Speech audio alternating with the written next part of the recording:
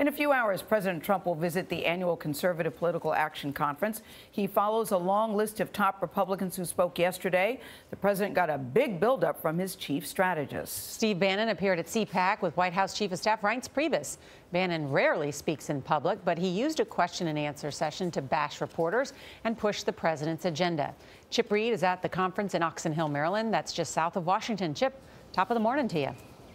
Well, good morning. At this conference last year, conservatives were rallying against Donald Trump for president, so much so that he canceled his appearance. This year, they're praising him for bringing the party together. If the party and the conservative movement are together, similar to Steve and I, it can't be stopped. White House Chief of Staff Reince Priebus and Chief Strategist Steve Bannon told a room of conservatives the party's movement is due to one man, President Trump. He's laid out an agenda with those speeches, with the promises he made, and our job every day is just to execute on that.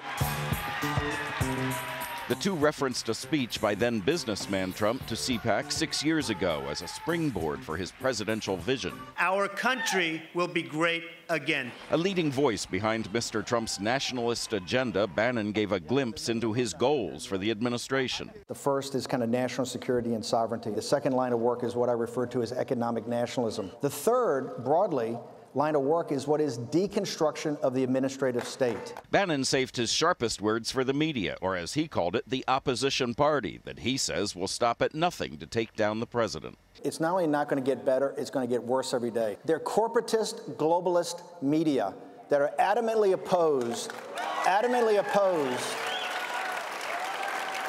to an economic nationalist agenda like Donald Trump has. But at least some of the negative headlines in the media stem from self-inflicted White House wounds. The rollout of the president's executive order travel ban resulted in confusion at airports across the nation and a defeat in the courts.